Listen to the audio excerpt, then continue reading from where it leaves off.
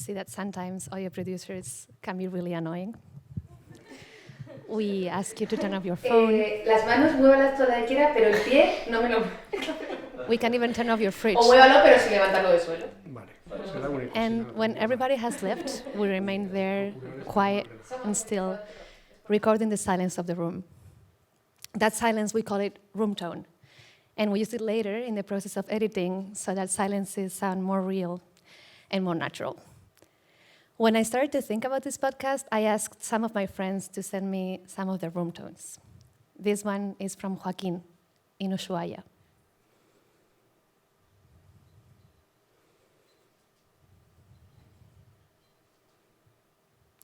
This one is from Fede, here in Boston.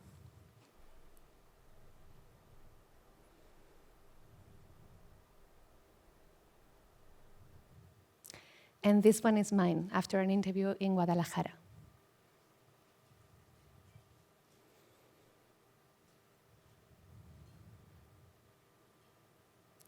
Listening to so many room tones together made me think of several things. One is that all silences are kind of similar, and another is that not two silences are the same. Maybe that's why there's another word we use for room tone. We call it presence. And suddenly it seemed to me that that was the best way to explain this podcast, that our silences are full of presences. This is De Eso No Se Habla, or We Don't Talk About That, a show on silences and on how we break them. For the past 5 months, I've been sharing the concept behind our show here in the US. And I've begun to realize that the meaning of silences and of the presences behind it is anything but universal. In this part of the world, when I say that I work on silences, people normally talk to me about taboos. In the part of the world where I come from, silence has a weight of its own, a historical weight, I'd say. This man is General Francisco Franco, right after winning the civil war that took place in Spain between 1936 and 1939. Franco and other generals had organized a coup d'etat against a democratically elected government that, for instance, had women vote for the first time and had recognized the right to divorce. The war lasted 3 years. It was cruel, and it was also a reflection of what was going on in Europe. Some said it was the last opportunity we had to stop fascism before a Second World War. And so understood it many foreigners who can fight in favor of democracy. Among them, 10,000 Americans. But we lost the war. And you know what came next in the world. In Spain, what came next were 40 years of a dictatorship led by that man you've seen.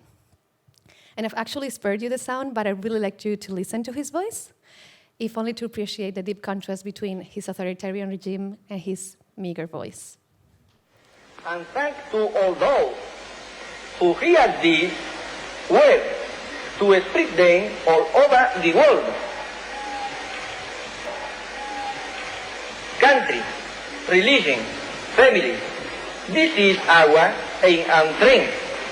¡Viva España! It's kind of funny, but it's also devastating. Those final words of his speech, country, religion, family, were the umbrella under which his regime committed a purge of what they considered the enemies of the state. Intellectuals, Freemasons, left-wingers, Protestants, you name it. Anybody could be an enemy of the state. Like a shop owner who dared to defend a public, non-religious school in his village. Or a teacher who was banned from teaching because, I quote, she has the abilities necessary for the position, but she's not a trustworthy person for the new Spanish state. Or a woman who was too free to be a woman.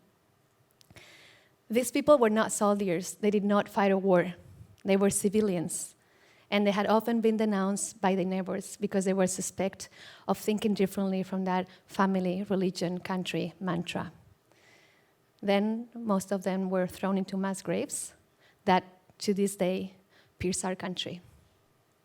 This is called social cleansing, and it's also called white terror.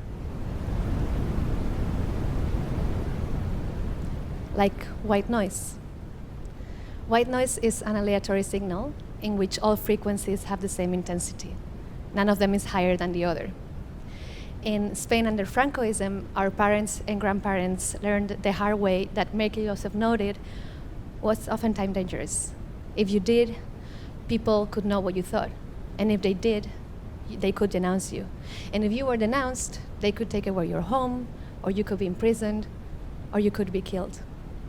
In Spain under Francoism, our parents and grandparents learned to be white noise.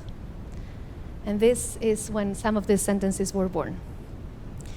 No te signifiques, or don't signify yourself, don't make yourself noted, but also literally, don't mean anything, be meaningless. No remuevas la herida, or don't stir the wound, or even if it hurts, just let it be. And de eso no se habla, or we don't talk about that. That's how they learned to be silent. But of course, that's in the past. Some people say, and you might say, and it's true that Franco did die in 1975, and afterwards Spain underwent a process known as la transición, or the transition to democracy. In this process, most political forces decided that in order to attain democracy, we had to put the past in the past and just look forward. This process was called el pacto de silencio, or the pact of silence. And it's been extremely successful. Most of us were brought up with the same sentences that our parents and grandparents were brought up with. This is my dad, Godo. ¿Tú te acuerdas alguna vez de pequeña que me dijeras algo parecido a no te signifiques? Con esa expresión, no, porque no es mi expresión, no te signifiques. Que no seas de cabecilla de nada, que vayas más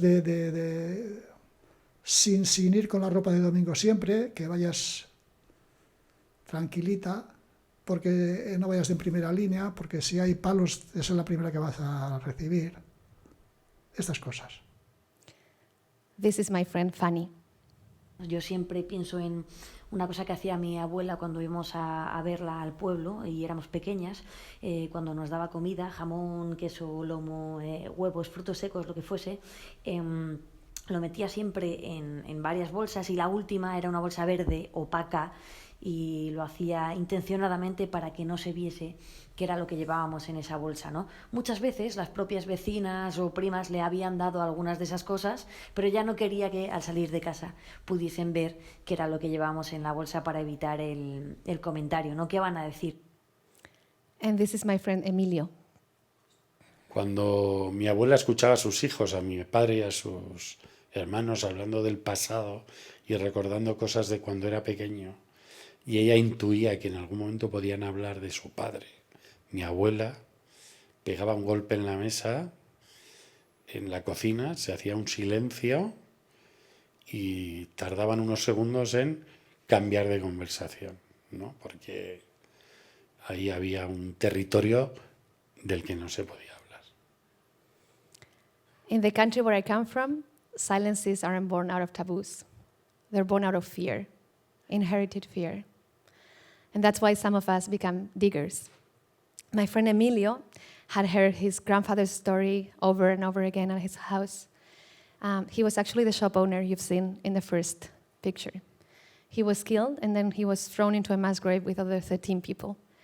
In the year 2000, Emilio was the first person in Spain to locate the body of a disappeared person, exhume it, and then have it identified via DNA test. And then after him, many, many people followed through.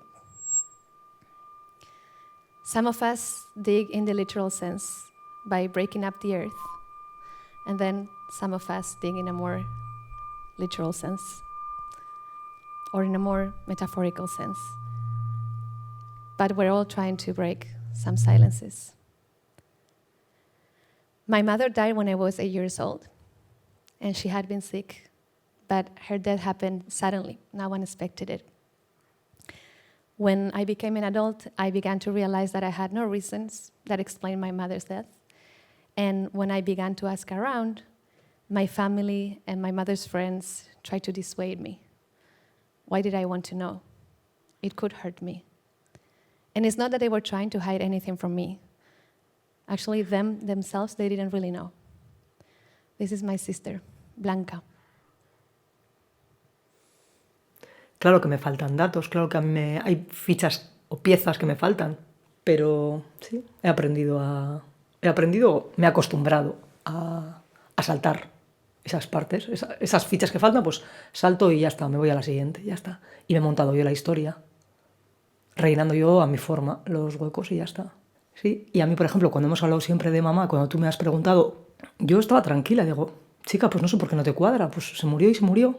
Y sí que es verdad que tenemos eso muy metido, lo de, bueno, ya está, así está bien, ya está. No se sabe, punto, ¿no? Ese punto. Not knowing is a habit we've so deeply made our own. And the truth is that myself, I didn't insist much in breaking it. This cassette has been in my house forever. It's from when I was 5 years old. And I know, of course, because I wrote my name and my age on it with the shaky handwriting of a girl that's learning to write. In it, my sister and I play to be radio hosts. And at some points during our broadcasts, my mother's voice just jumps in. And I actually don't know why I knew this, because last time I listened to it was probably 20 years ago. I didn't dare to listen again. A friend of mine told me recently about a syndrome called el síndrome del hijo, or the daughter syndrome. She says that when your parents have died at a young age, you dread getting to that age. And then when you finally get to that age, you finally dare to do things you didn't dare to do before. My mom died when she was 38 years old, and I'll be 38 in 3 months.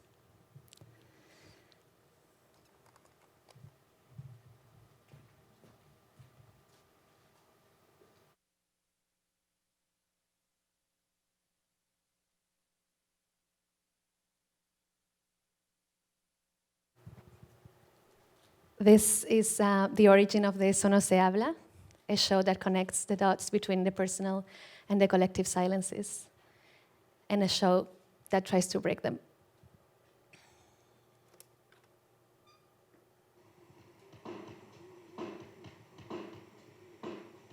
Muchísimo calor el que tenemos hoy en todo Euskadi. Vamos a recordarte las temperaturas. En Bilbao tenemos 34 grados de calor, es la temperatura.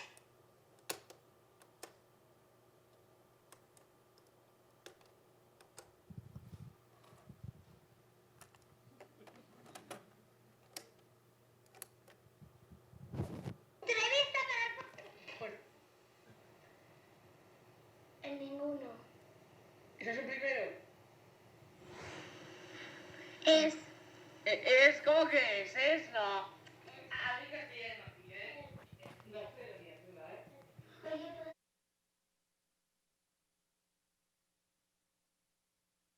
¿Vale? Mireia Marín, Mireia París. Zurea Marí, Zurea Itarí, Lori la llama Marí. Mireia París. Zurea Isparí, no, ese no es Espa. Blanca. Blanca, ¿se va tu teléfono? 13.